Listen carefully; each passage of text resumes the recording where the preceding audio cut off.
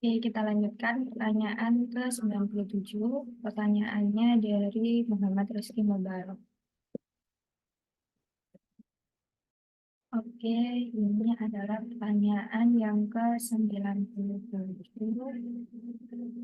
98, 99. Pertanyaan ke-97, bagaimana kita bisa menyesuaikan model elastisitas untuk memperhitungkan perilaku kompleks fluida di bawah tekanan atau aliran yang berbeda? Nah, jadi untuk memperhitungkan perilaku kompleks fluida di bawah tekanan atau aliran yang berbeda, model elastisitasnya itu dapat disesuaikan dengan memperkenalkan parameter tambahan untuk memperhitungkan efek tambahan dan kecepatan alirannya. Nah, salah satu pendekatannya adalah dengan mengembangkan model viskoelastik yang memperhitungkan respon deformasi elastis dan viskoelastis fluida terhadap gaya eksternal. Nah, model-model ini sering melibatkan persamaan diferensial parsial yang kompleks, yang memperhitungkan parameter seperti viskositas, kemudian kekakuan, dan juga viskoelastisitas dari suatu fluida. Oke, pertanyaan berikutnya. Bagaimana aliran laminar memainkan peran penting dalam efisiensi perpindahan panas dan perpindahan massa dalam berbagai aplikasi? Dan apakah ada contoh di mana penggunaan aliran laminar secara strategis menghasilkan keuntungan yang signifikan? Oke. Nah, berbicara tentang aliran laminar, jadi memiliki peran yang penting ya dalam efisiensi perpindahan panas dan juga massa dalam berbagai aplikasi karena lapisan fluida yang teratur dan juga terorganisir itu memungkinkan transfer panas dan massa yang lebih efisien. Nah, contohnya adalah penggunaan aliran laminar secara strategis menghasilkan keuntungan yang signifikan termasuk dalam desain mikrofluida untuk analisis biokimia, pendinginan elektronik, dan juga pemurnian gas seperti itu. Oke, pertanyaan ke-99. Apa yang menyebabkan persamaan aliran Huygens-Poisson hanya berlaku untuk aliran steady dan incompressible dan bagaimana dan apakah metode atau model tambahan yang dapat digunakan untuk mengatasi keterbatasan ini untuk menganalisis aliran fluida yang lebih kompleks? Oke, jadi persamaan aliran Huygens-Poisson itu hanya berlaku untuk aliran steady atau tetap dan incompressible atau volume fluidanya konstan. Nah, karena hal ini tuh didasarkan oleh asumsi dasar dalam derivasi persamaan tersebut. Nah, sehingga asumsi itu mengatakan bahwa viskositas fluida itu konstan dan tidak ada perubahan volume fluida.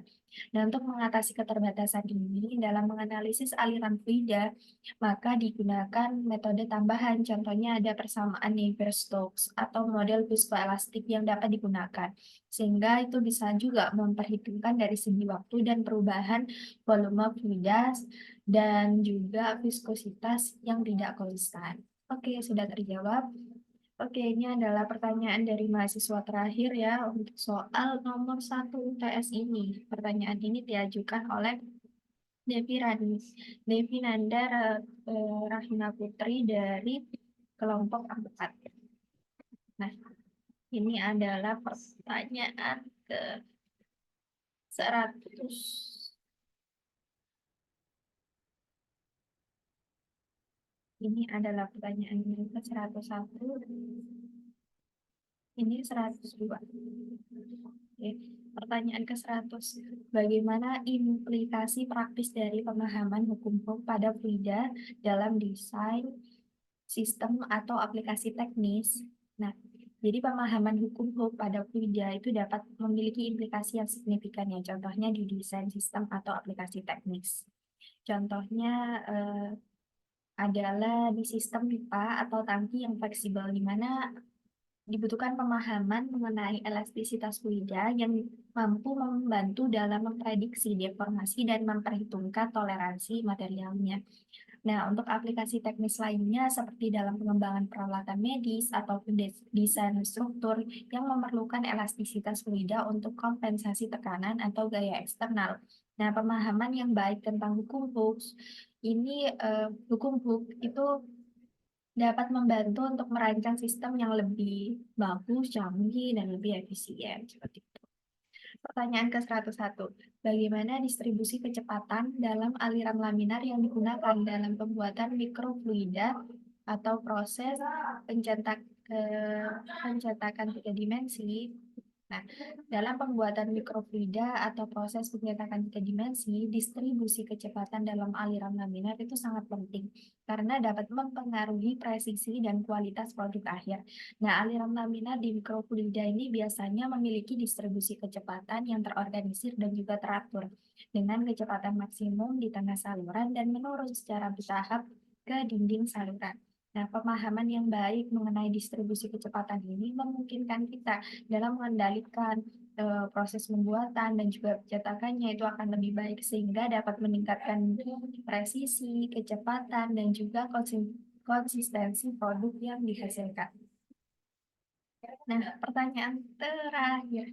Nah, pertanyaan yang ke-102.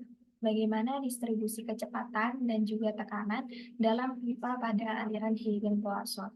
Nah, jadi dalam aliran Huygens-Poisson itu, distribusi kecepatannya berbanding lurus dengan jari-jari pipa dan berbanding terbalik dengan viskositas fluidanya. Distribusi tekanan dalam pipa pada aliran Huygens-Poisson itu bersifat parabolik dan tekanan akan terus meningkat seiring dengan penurunan jari-jari pipa dan meningkatnya kecepatan aliran. Nah, distribusi kecepatan dan tekanan ini itu dapat digunakan dalam memprediksi performa sistem perpipaan dan juga kita bisa untuk memperkirakan resistensi aliran dalam fluida dalam pipa. Pada gilirannya dapat digunakan untuk perencanaan dan juga desain sistem perpipaan yang lebih efisien. Alhamdulillahirrabbilalamin, kita sudah menjawab seluruh pertanyaan ya untuk soal nomor 1 UTS Mekanika Fluida kelas B1, yang mana dalam nomor 1 itu diminta untuk menjawab semua pertanyaan yang diajukan oleh teman-teman seperti pada layar. Itu jumlahnya adalah 102 pertanyaan. Alhamdulillah sudah terjawab. Terima kasih atas perhatiannya. Mohon maaf jika ada kekurangan. Terima kasih. Wassalamualaikum warahmatullahi wabarakatuh.